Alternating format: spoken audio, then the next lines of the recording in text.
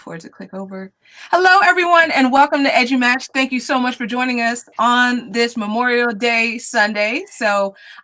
Very, very glad to be here. Tonight, we have a great topic. We have Casey with us. Casey proposed this topic. So, hey, Casey, how are you doing? I'm doing great, Sarah. Thank you for inviting me on this Memorial Day weekend. Oh, thank you so much. Yes, and Sarah, I think it's so great that we're going to get to tell some untold stories. And I'd like to start with two untold stories in honor of Memorial Day. First, I want to remind all of our listeners, Twitter followers, and folks on social media about the nurses who lost their lives in action, combat action specifically, during World War I, World War II, Korea, Vietnam, and the Gulf War, as well as the war on global terrorism. My mother's a nurse, and so it's very personal to me to talk about nursing. Remember, for many people, we don't hear about those that give aid to the wounded or the dying. Many of them passed away without much recognition. Second person I'd like to bring up and I'd like to honor for the moment on Memorial Day is one of the last code talkers. For those of you who are not familiar with the code talkers, during World War II, the United States military drafted Navajos, Native Americans, to fight against specifically the Japanese in the Pacific Theater. John Pinto was one such code talker who, during his time in war, used his native language of Navajo to help the Allies in their assaults. While we realize that this is a huge, huge help to the war effort, one of the areas that we also don't talk about with these untold stories is how the United States military did not do its best to honor these soldiers after the war. And so we do now today. We honor the efforts that they valiantly gave in battle. John Pinto passed away 2 days ago, one of the last code talkers left in the United States. So on this Memorial Day weekend, while we are talking about old untold stories, we and civilians should really give thanks to those who didn't come home so that I can have this conversation with you. Thank you, Sarah, for letting me do that. Well, thank you so much, Casey, for saying that. That was very beautiful, and definitely I want to pay my respects as well to all of the veterans. So thank you, and absolutely. So you said you have some great some great questions that are going on. So we're going to go ahead and get started, and we're going to have a conversation. There were some other folks who signed up for panel, but it being Memorial Day weekend, and down in this area, just the storms and everything. So y'all might see me go out with the thunderstorms, but I'll be right back if that's the case. But we may have some other people who join us. So right now, Casey and I are going to have a conversation. So Casey, you had a very, very interesting first question. If anyone has ever stopped you from telling your story. So has that happened to you? Yes, it has, Sarah, actually. One of the interesting things is I'm experienced over 20 years of education. And I have started from a time where I taught in rural communities, and then I moved into urban communities, and then I moved into a government service. Now I teach at a college, which I'm very thankful for. But my story isn't always easy to tell, especially when you tell about mental health or you tell about crisis regarding poverty, especially in communities that are disadvantaged or are looked at as othered. You don't always have the opportunity to tell truth because truth hurts. And especially it hurts when people don't realize that they have privilege. I am a white male, I'm cisgendered, and also I'm middle class. But 3 generations ago, my great grandparents were poor working class immigrants who were Polish in Buffalo, New York. Their story, it's a very difficult story. It's one of poverty. And if it hadn't been for the opportunity for them to work really hard, save money, and sacrifice, I wouldn't have this opportunity. But quite often, we don't allow people to tell those stories. And so when I try to tell stories, often I would find myself in the past of the classroom being told, oh, that's controversial. You don't want to talk about it. Or, oh, that's going to create community divisiveness. Let's not talk about that. Yes, and I can see you mouthing, wow. And one of the things I hope to do is you've given me the opportunity to write a book, which is going to be out soon. I tell some of my stories in those books. So I'm going to foreshadow the fact that at one point in time, I was told to not bring up the religious differences that a community I taught in faced. And that's a huge story that needs to be told. So if you're interested, please watch for the book that comes out pretty soon. Hoping that little plug helped just a bit, huh, publisher Sarah? Oh yeah, totally, totally. So that, yeah, and you brought up some really great points about how a lot of times people who have power and privilege sometimes don't want to hear the untold stories, and because for whatever reason. I was kind of thinking back on my own journey, and I remember what strikes me the most about being told not to tell my story, I would say, would be in my younger days. As a student, I was silenced very often because a large part of it was that I was one of the few people who looked like me in the classes that I was in, and so I definitely, I kind of growing up internalized that to some degree, and now as an adult, I'm I'm I'm gonna borrow one of the phrases you said. Um, trying to use my platform and my privilege now to help amplify the stories of others. So absolutely. So I love that question, and I loved your response as well. Um, you you might have you kind of hinted at this, but how have you overcome opposition to your story? Sarah, that's a great question, but I want to pause for a second and I want to honor you and the work that you've done to overcome obstacles over your life. Because one of the points that quite often gets missed in our untold stories is that we don't take a moment and say, wow, you inspire me.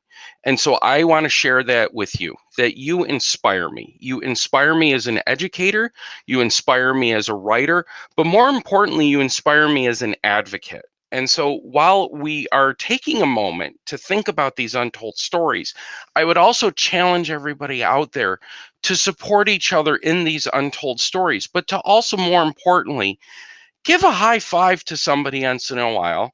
And since you're in DC and I'm up here in Albany, New York, it's going to have to be a virtual high five. But Dr. Sarah Thomas, virtual high five for your efforts. Thank you so much. You inspire me and you inspire others. Oh, well, thank you so much. That means a lot to me. And the same to you. Like, I'm just so super inspired by your words and by your story and by your voice and everything you've shared. And it's been really a pleasure getting to know you and reading about your stories through your book. So Mhm. I'm super, super excited to share that with the world. So awesome, awesome, awesome. So Mhm.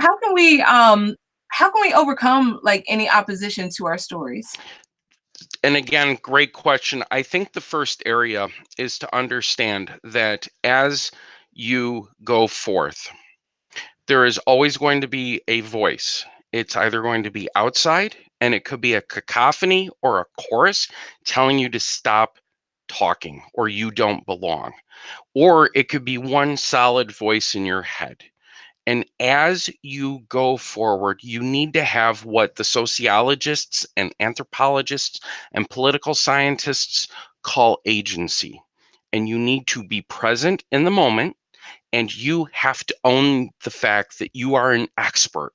You are an expert in your own life. You are an expert in your own story, and you need to tell it. One of the points that I get the privilege of working with are students in STEM.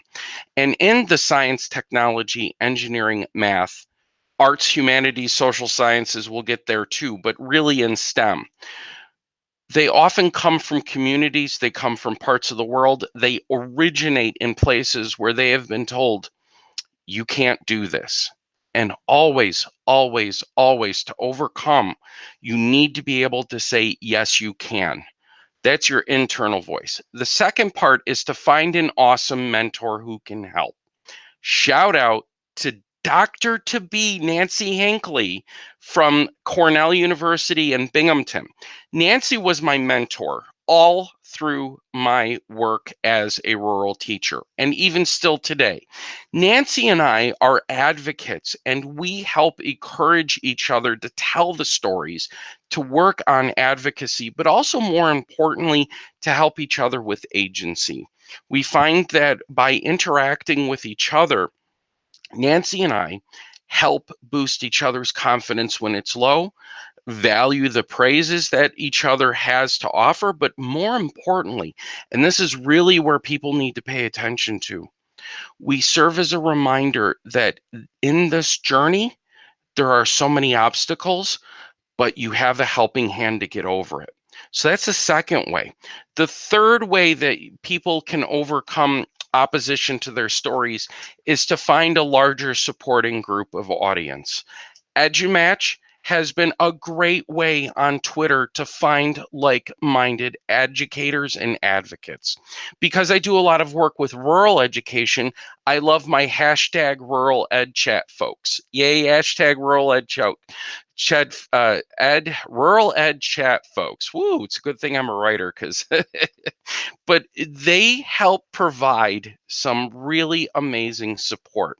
One of the great things that's happening nowadays with social media is that if you find a community of positive people who will help each other, you can have the world's resources at your fingertips. And those spaces are ways for you to tell your story. Because in the past, there was a lot of control of the channels for storytelling.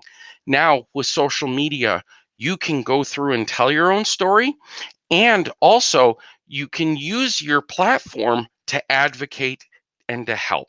One of my current students, Sarah, is an amazing young woman. She is a physics major, a chemistry minor, and she is also a member of the RPI ambulance community here. Sarah has been talking lately about a lot of the controversies that are going on in the United States, but Sarah is telling her story. And when somebody said, "Shut up, Sarah, you shouldn't tell your story," I responded with, "No, you need to tell your story, and I will support you." And there are times, and this is the fourth area, where besides finding your community, sometimes you need to find somebody who's willing to step in front of the nonsense for you so that you can go forth. And so I tell Sarah every day on social media, you're going to be a doctor, but more importantly, you're a scientist and you are an amazing individual who has a phenomenal and valuable opinion, and I support you. And as Sarah goes through life and as she begins to realize how awesome she is, the other RPI ambulance folks that I get the pleasure to work with, they're going to help each other out. Because remember, if we don't help each other out, we can't tell our stories and they become lost and they become untold. Oh my goodness. I'm just over here just giving you just all the props on that answer. That was everything. That was very inspiring. And it's like you were in my brain because I was going to talk about the social media piece, but you did a great job covering that. So you nailed it. I loved your answer. I don't even think that there's anything I could add to that. That was perfect. So the next question is like sharing your story, the triumphs and the highlights, anything that you would like to share about your story. So I know that viewers and listeners will get it as they read through your book, but also, give me a little teaser, a little sneak peek. I will. I will. Thank you, Sarah. So, one of the highlights of my life, of course, is when I earned my Eagle Scout. I am very proud to be a member of the Scouts BSA program, and I learned a lot from it. I've also told people that Scouting BSA gave me an opportunity to fail often and fail frequently, but I learned so much from that because if you've ever had burnt toast or burnt bacon over a campfire, you will know how to cook breakfast. But more importantly, one of the other areas that you learn from it is how to interact with everybody. And so I'm so proud that the Scouting BSA program is asking and encouraging not only boys but girls and other people who are not gender conforming to come join us in this adventure out in the outdoors. And I was so proud when I had the opportunity to share that with Tori, who is the first young lady to register as a scout in our council, our local geographic area. Tori was talking about how she wants to do a better job with her community. And so she wants to do environmental work, but she also wants to be a teacher. I can't wait for people like Tori to be out there. And so my successes are mentoring and helping people be successful in their worlds. I'm also very proud of the fact that I've been published a couple of times because I never thought I was going to be able to do that. I love being published. And also, more importantly, is that I have learned how to overcome some obstacles in my life. Growing up, I was quite good at what I chose to set my mind to. But one of the things, and you've coached and counseled and helped me on this point as well, is that in doing your doctoral dissertation, you're going to have setbacks. But if you put your mind to it and you get amazing people to help you, you will go through and do better. And Barb Lewis, who's the director of our writing center, has been doing yeoman's work editing my dissertation. But Dr. Sarah Thomas, edits my work and helps me. So I am very proud of the fact that I've also found so many people in a network to provide me with this great support. Because as Hal Lawson, one of the guys who I had the privilege of working with at University at Buffalo and University at Albany, go Great Danes, said to me, you can't do it alone. No school or village can do it alone. Your second question was what tragedy or what area of defeat have I had? And still to this day, and I talk a little bit about in my upcoming work, the fact that I couldn't reach some of my students. No matter how hard I tried, I was just not the right person for them. And I know many educators out there struggle with this. And the struggle is getting deeper and harder, and it's getting more gut wrenching and soul searching and heart rendering. And I think of some of these students and I think of how I failed them as a teacher because I didn't get to them. And I want to find them and I want to go back and I want to say, I'm sorry. And it's really rather interesting now, especially with social media, because you have the opportunity to do that. I would advise you, if you're currently teaching public school grades K to 12, give it a few years, let it calm down, let the people get out there and settle. I had a student reach out to me not that long ago, and I said, I am so sorry I kept assigning you detention, and I am so sorry you didn't do very well in my class. And the student responded back with, you were the only teacher who gave a darn about me. He didn't use that word, but that's okay. But one of the things this young man said to me is, he said, Mr. J, they used to always call me Mr. J, you felt like you failed me. In reality, you didn't fail me. You helped me. And so I thought, wow, that's great, because I still to this day think I didn't do this young man the justice and the service he needs.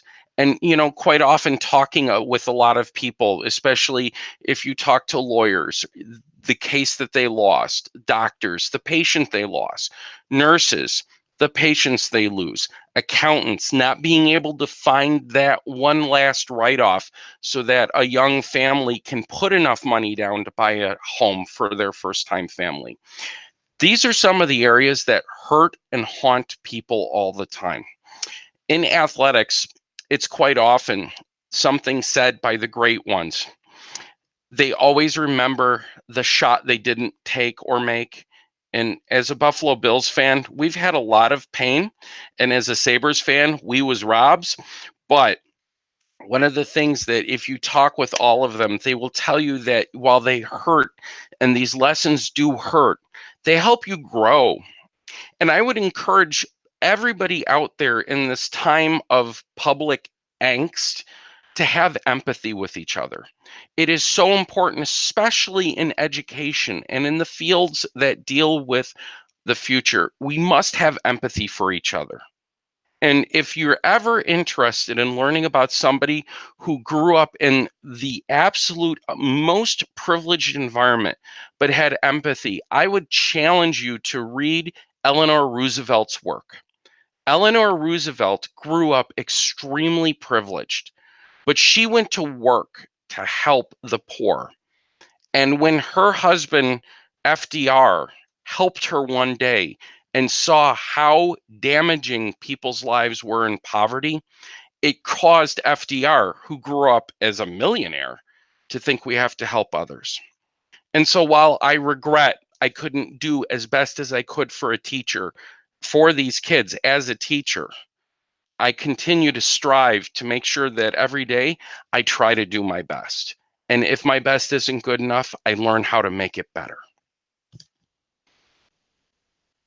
Yeah, and that's really what life is about, just continuing to learn. I love what you said about how, if the best wasn't good enough, then just being committed to getting better. And that's what it's all about as Mhm. educators. And tying it back to what you were saying before, then, with these communities that we're in, then that's how we can all, get better, better Mhm. together, hashtag, right? So, so I totally agree with you. And oh my goodness, I could listen to you talk all day, Casey. This is amazing. Um, so sadly, this is the last question, but I think that it's a great one that you sent over. So sometimes, people can't yet tell their story for whatever reason. I remember my first few years when I was teaching, and um I probably would not have been on social media or, finding a PLN or trying to get my story out in any way, shape, or form, because all of my energy was into trying to just stay afloat and Mhm. survive. So, what advice would you give to someone who can't yet tell their story? So, if you, as an educator, want to tell your story, keep notes, keep documents, keep information, because at some point in time, you will need to sit down to tell your story. But the other area is if you're not telling your story now, find a place that will allow you to tell your story. We as humans, and especially in the United States, have a wonderful opportunity to vote with our feet. And if you're in a community that won't allow you to tell your story or actively says your story is not valuable, find ways to leave. And if you can't leave, find ways to tell your story in the in between spaces. One of the dissertation routes that I've looked at is a guy by the name of John Scott. Scott talks about something called the hidden transcripts. And he says that during every age, people have always whispered behind the backs of the elite, and they've always done ways to tell their stories. So I would encourage you, tell your story, even if it's just to your diary or to a journal or to a place that's private for yourself. But also, more importantly, if your students can't tell their story because they're in a place that doesn't allow their story through, tell their story from them. If you are in a position of power, if you are in a position of privilege, advocate to allow other people to tell their story. A dear colleague of mine, Dr. Audrey Scranton, just defended her dissertation at Iowa. And about 6 months ago, when it was cold here in upstate New York, we just hit 71 or 75 today. We're loving life. Audrey told the story through her dissertation of first generation Latino students. But Audrey was having trouble conceptualizing how to tell the story because she kept saying, I can't get their voice. I can't get their voice. And I said, Audrey, I know how you feel. I can't get the voices of the rural. But what I have settled on is that I will tell their stories using my voice because they can't tell their stories using theirs. She cocked her head to a side, got up, and gave me a high five and said, yeah, I can use my voice to tell their stories. So if there is a way that you can't use your voice to tell your story, try to find somebody who can help you find your voice. Or if you don't have a story to tell, which we all do, help somebody else tell their story, especially if that person whose story you need to tell is young or faces real crisis if they do tell their story. Be there for each other. Oh, what a perfect way to close. Oh my goodness, I love it. Being there for one another. Absolutely. That we're all in this together. And I love how you talked about students as well in the Mhm. sharing of their stories, how important that is. And definitely we want to support our students in telling their story, encourage our students to tell their story because they have so much to share with the world. So absolutely. So I can't thank you enough, Casey, for taking the time out to be here with us today and share your thoughts. That was a great conversation, and definitely looking forward to getting the book out. So kudos to you on that. So Thank you, thanks for Dr. being here. Thomas. I appreciate you hosting me and giving me a wonderful opportunity to tell my story. Thank you so much. Oh, well, thank you so much. Soon to be Dr. Jakubowski. Did I pronounce it correctly? Two Okay, thumbs great. up. Yay! All right. Awesome. So kudos to you on your journey. And definitely looking forward to continuing to follow the progress. So you're doing Yeah, great. So awesome. Thanks for being here. And thank you. definitely wanted to thank everyone who's watching with us, everyone who's tweeting with us. I want to give a shout out to Diana. I see a lot of people liking and retweeting. So awesome, awesome. Thank you all so much for your support, as well as everyone who will be tuning in later, because this video will be sitting right up there on our YouTube page, as well as it'll be coming out as a podcast in the coming weeks and on Facebook. So definitely check that out. So next week, we have a double header. So 6 p.m. next week, we're going to be speaking with Shilpi on mindfulness and social emotional learning. That's going to be a great episode, 6 p.m. And then 7 p.m., we're going to be talking with Noah Geisel about Badge Summit coming up on June 22nd in Philadelphia. So good stuff, good stuff. And so if you like this episode, please like, comment, share, subscribe, all that good stuff. And we will definitely see you next time. So have a good week, everyone.